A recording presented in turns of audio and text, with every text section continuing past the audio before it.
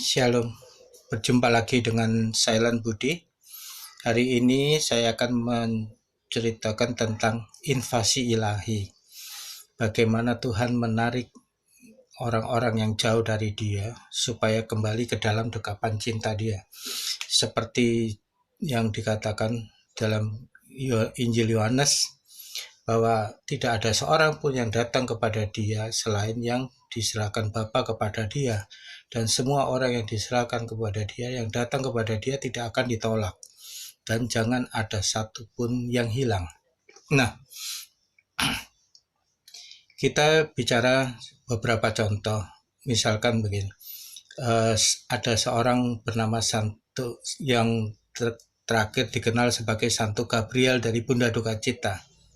Semasa hidupnya, dia itu suka dengan pesta pora, dengan wanita dan sebagainya. Sampai suatu saat dia sakit dan tidak bisa disembuhkan lagi. Dia berdoa kepada Bunda Maria dan berjanji kalau dia sembuh, dia akan menjadi seorang pastor. Kemudian Bunda Maria menyembuhkan dia. Tetapi setelah dia sembuh, dia lupa dengan janjinya. Dia kembali lagi ke kehidupannya semula. Suatu hari dia melewati arak-arakan patung Bunda Maria dan Bunda Maria menoleh ke dia. Patung itu seolah-olah dia rasakan menoleh ke arah dia, lalu berkata, "Gabriel, kamu harus ingat apa yang kamu janjikan kepadaku." Lalu dia meninggalkan semuanya.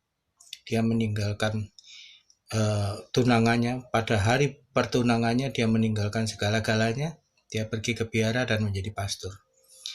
Di biara itu Bunda Maria menunjukkan betapa Bunda Maria mencintai dia, yaitu dengan mawar yang tetap tumbuh di musim salju.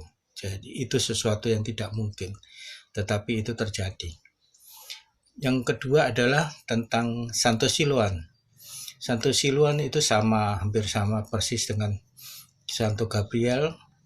Nah, suatu malam dia bermimpi jatuh ke dasar jurang, ke jurang yang tidak mempunyai dasar. Jadi dia berteriak-teriak ketakutan di dalam mimpinya, tetapi dia tidak pernah sampai ke dasar jurang. Dia terus berteriak. Sesudah mimpi itu dia mendengar suara dari Bunda Maria, Siluan, kamu harus bertobat. Tetapi Siluan tetap pada kehidupannya yang awal. Kemudian dia bermimpi lagi, mimpi yang kedua, di mana ada ular berbisa masuk ke mulutnya. Dia berusaha tarik, tapi ular itu tetap masuk dan mematuk semua bagian tubuhnya. Jadi dari mulutnya, dari tenggorokannya, dari paru-parunya, dia merasa kesakitan, dia teriak sekali. Dan pada saat dia bangun, Bunda Maria berkata, "Siluan, kalau kamu tidak bertobat, maka kamu akan mengalami 1000 kali penderitaan yang jauh lebih parah daripada yang kamu alami hari ini." Jadi Siluan kemudian bertobat, dia masuk ke biara, dan dia menjadi terapis. Dia selalu memeditasikan dirinya ada di satu sudut di neraka, supaya dia jangan sampai melakukan suatu dosa. Jangan sampai apa yang dikatakan Bunda Maria itu menjadi suatu kenyataan. Jadi di sini setiap orang yang diserahkan Bapa kepada Yesus akan terus ditarik untuk kembali selalu di dalam dekapan Tuhan, dekapan cinta Tuhan. Nah, cerita ketiga adalah seorang kontes di Rusia. Dia kontes itu artinya seorang putri raja, Tsar di India, di Rusia, sorry. Nah, ibunya itu sangat menyukai Fransiskus Assisi, sehingga dia selalu masa kesininya diajak ke makam Santo Fransiskus Assisi. Dan di makam itu dia berdoa begini kepada Tuhan, "Tuhan, aku ingin merasakan hidup sebagai orang miskin." Dan ternyata doa itu dikabulkan. komunis mengambil alih Rusia, kemudian semua orang yang keluarga kerajaan harus memakan dari tong sampah. Dari tong sampah, tidak boleh ada yang memberi makanan kepada dia. Kalau ketahuan bahaya sekali, hukumannya berat. Nah, dia waktu itu merasakan luar biasa penderitaan yang luar biasa.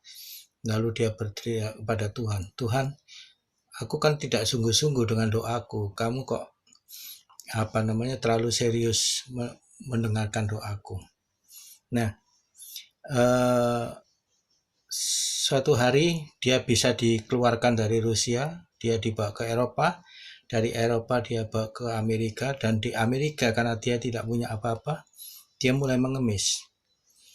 Dan suatu hari ada orang dari Rusia yang mengenali dia sebagai kontes. Kemudian dia diperkenalkan di TV, kemudian menjadi top sekali, pembicara terkenal. Dia menjadi sangat-sangat kaya.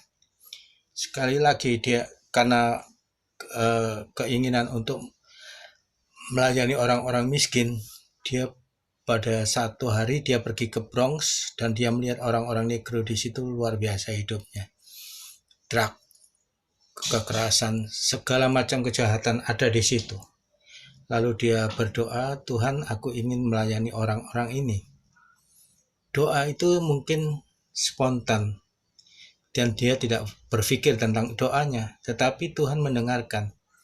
Jadi suatu hari dia melihat Tuhan berbicara kepada dia untuk meninggalkan semua hartanya dan pergi ke Bronx untuk melayani orang-orang negro yang bermasalah di Bronx. Dan dia bilang, Tuhan, kamu gila ya Tuhan. Aku ini kan tidak sungguh-sungguh berdoa. Itu hanya sebagai spontanitas saja, tetapi kenapa kamu selalu menganggap serius? Ya Tuhan mengatakan, ya itu pilihanmu. Kalau kamu mau selamat, lakukan. Kalau kamu mau hidup mewah di dunia, ya sudah, jangan dilakukan.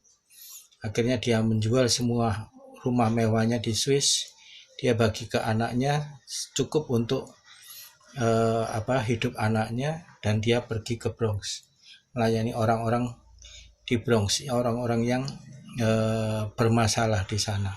Semua ada kejahatan, segala macam kejahatan ada di Bronx.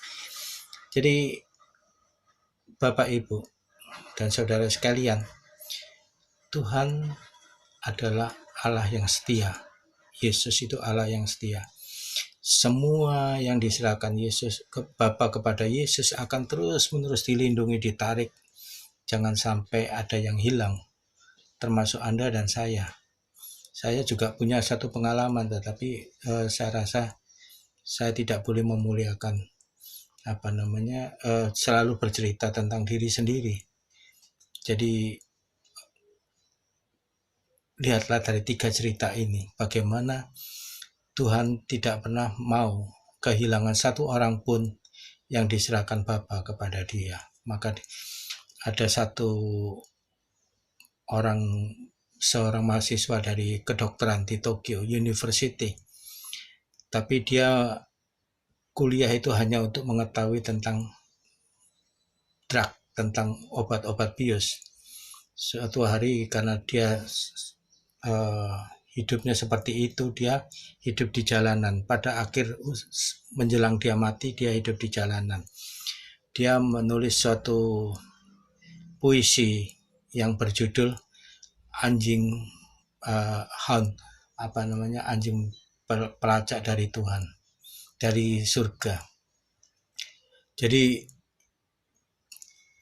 Tuhan terus menerus menarik dia, walaupun dia berusaha berontak, berusaha untuk menjauh dari Tuhan, berusaha untuk tidak percaya, tetapi ada satu anjing dari surga yang menarik dia untuk terus sampai datang kepada Tuhan untuk memperoleh keselamatan. Dan dia meninggal dengan satu puisi yang harganya sangat mahal sekali, tetapi dia mengakhiri hidupnya dengan di jalanan. Jadi tidak mungkin bagi kita untuk menolak belas kasih Tuhan. Jika kita memang diserahkan Bapa kepada Tuhan untuk diselamatkan, maka Tuhan akan berusaha sebisa mungkin untuk menarik kita, jangan sampai kita hilang. Dan kita pun memperoleh keselamatan dari Dia. Amin.